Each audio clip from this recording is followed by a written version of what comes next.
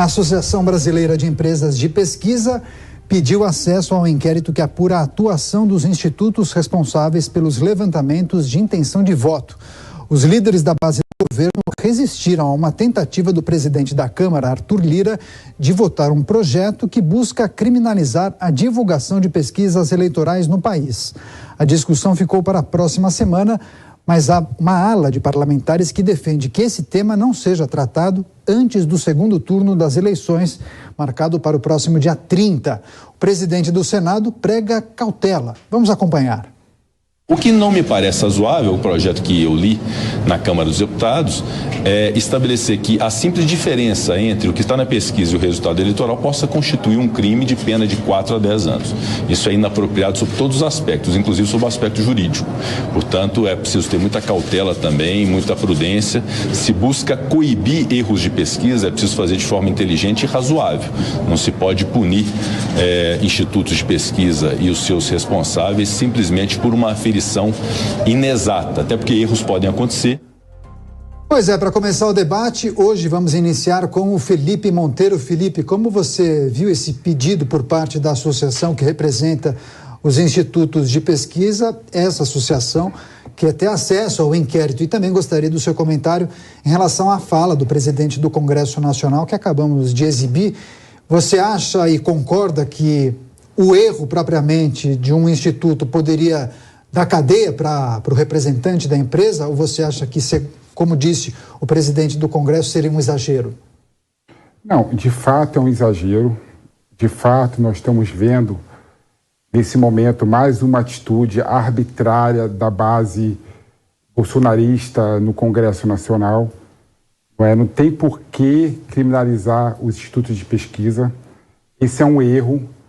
É mais uma vez uma tentativa de fechar a boca, de calar as informações que chegam aos cidadãos. É um absurdo completo, total. Não tem nenhuma lógica isso.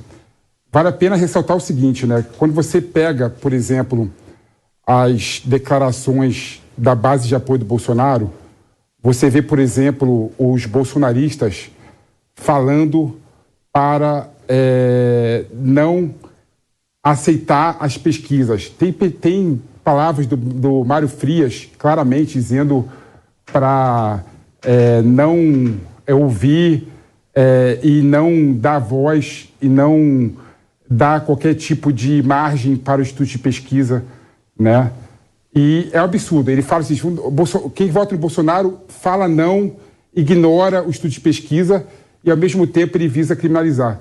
Isso tudo mostra completamente a desrazoabilidade dos bolsonaristas, a falta de proporcionalidade nas questões relacionadas a dar voz ao Instituto de Pesquisa. É um absurdo isso. Sobre todos os aspectos, é um absurdo isso. Que tipo de sanção deveria receber um instituto que só erra ou que erra muito? Boa noite, Daniel. Boa noite, Felipe, audiência da Jovem Pan. Vamos lá. Primeiro que, do ponto de vista até da nossa audiência, a gente tem falado muito sobre isso aqui nos programas da Jovem Pan, eu enxergo como a morte natural da credibilidade desses institutos que nada mais são do que empresas de pesquisa. São empresas que recebem valores vultuosos e eu acho importante a CPI, e não uma lei criminalizando, mas uma CPI, para a gente conseguir aferir com transparência, com depoimentos técnicos, com análises aprofundadas sobre o que aconteceu, porque você sim tem até no Código Eleitoral, na legislação também eleitoral, crimes que envolvem a perturbação do ambiente eleitoral. E aqui eu não vou nem entrar no mérito dos abusos perpetrados aí, cometidos pelo TSE, que nesse campo aí tem falado o que é verdade e o que não é, de maneira totalmente arbitrária e abusiva para com candidatos conservadores. Mas fora isso, você tem os institutos de pesquisa que manobraram, sim, resultados artificiais, e a gente viu na urna como foi, esse consórcio de empresas de pesquisa que acabou direcionando apoio popular em termos de voto útil para determinados candidatos. Agora, do ponto de vista jurídico, eu não acho que criminalizar é o caminho. Eu realmente enxergo que o Estado ele não tem que criminalizar uma conduta dessa. O ideal é você ter a credibilidade de uma empresa. A sua extinção natural está em processo, está transcorrendo enquanto nós falamos. O mercado não se autorregularia? Então, nesse caso, a própria população conseguiu enxergar o abuso cometido por essas empresas, por esses institutos, no período eleitoral. Então, de uma forma bem prática, eu não enxergo validade para você criminalizar, mas eu entendo que sim, é importante a gente averiguar por que esses institutos, essas empresas agiram dessa forma. Eles devem sim prestar esclarecimento, porque sim, isso teve uma influência nefasta no período eleitoral, principalmente nesse primeiro turno que nós vimos. Agora, realmente, o mercado não é bobo. A influência mais importante a gente viu nas disputas para o Senado, né, que você teve a tentativa de colocar candidatos acima de outros, e isso foi completamente demonstrado pelo resultado no Paraná, no Rio de Janeiro, no Rio Grande do Sul. Mas fora isso, você tem também a necessidade dessas empresas de demonstrarem o porquê desses resultados absurdos, se houve dolo, se houve direcionamento, se houve algum erro e se esse erro foi direcionado ou não. Porque a grande questão aqui é culpa ou é dolo? Foi um erro sistêmico ou foi má fé? Não, foi uma má fé comprada ou foi alguma coisa técnica que demonstra a falha inequívoca deles? De todos os modos, a extinção natural deles é o caminho que vai ser percorrido sem a necessidade de intervenção do Estado. Felipe Monteiro não concordou com o que o Marco disse. Não, nada, concordei com nada que o Marco disse. Primeiro é o seguinte, o Marco deu um exemplo da eleição para o Senado de vários estados da federação. Eu que sou uma pessoa, por exemplo, que me considero politizada, considero esclarecida, eu mudei do caminho da minha casa até a cabine de votação 4 vezes a minha concepção da votação para o Senado Federal. Ou seja, uma pesquisa jamais iria conseguir identificar precisaria. A eleição de para o Senado, de desejo a eleição para o Senado, desculpa, Marco, é muito volátil. É muito volátil, como é também para deputado federal. Desculpa. Mas a mudança não pode não tem nada a ver uma em decorrência de uma pesquisa também? A divulgação de uma pesquisa? E uma coisa importante destacar, que o Marco exagerou e errou completamente, né? Existem erros que são justificáveis na pesquisa e erros não justificáveis. Por exemplo, a pesquisa, em geral, tem a margem de erro, que normalmente é 2 para mais, 2 para cima, né? E também o índice de confiabilidade dela, que é 95% normalmente, né? Ou seja, a cada 95%, a cada 100 pesquisas, 5% está fora dessa base de confiabilidade, não está fora dela, né?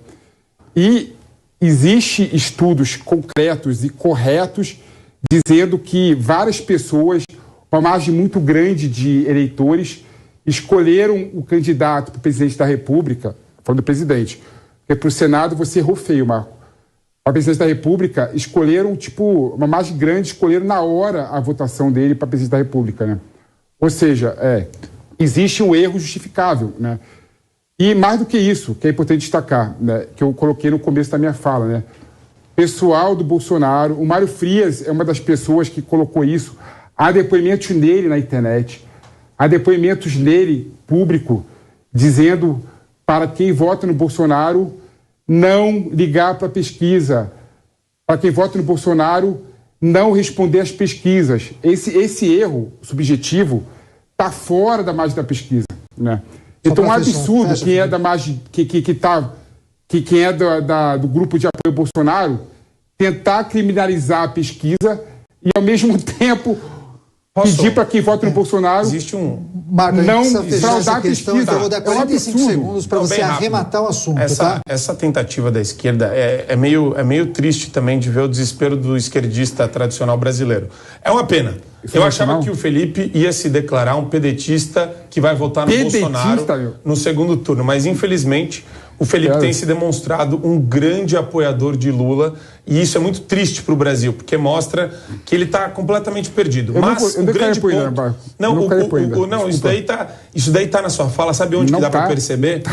Porque em todos os momentos que você pode, você coloca sem o menor sentido o nome do Bolsonaro.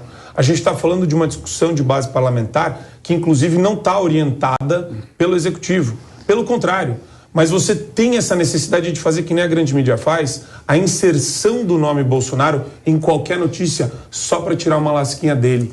É uma tentativa desesperada, sim, de tentar arranhar a imagem do Bolsonaro, porque, sim, os levantamentos que têm sido feitos, e a gente sabe que existe uma bela tentativa, uma bela possibilidade de ultrapassar o Lula no segundo turno. Então, isso daí, sabe, tudo que a gente vai assistir agora, pessoal, desde o começo do segundo turno, tudo vai ser uma tentativa desesperada da imprensa e da militância de esquerda para tentar arranhar a imagem do Bolsonaro. Esse é o sinal claro de desespero dessa classe. Eu preciso encerrar o assunto. Se você quiser 15 segundos para você. Eu me senti completamente afrontado com o Marco quando ele diz que eu sou pedetista e já declarou meu voto pro Lula. Você está errado, Marco. Eu não declarei meu voto pro Lula. O Marco errou 2 vezes, então. E eu não sou pedetista ainda. O que você está falando aí? Me fala que... Tá até rindo ali. Você não tem nenhuma camiseta do Brizola. Tá até rindo. Brizola. Não tem. Apesar de ser brizolista, não sou pedetista. Tá bom. Tá bom, vamos girar.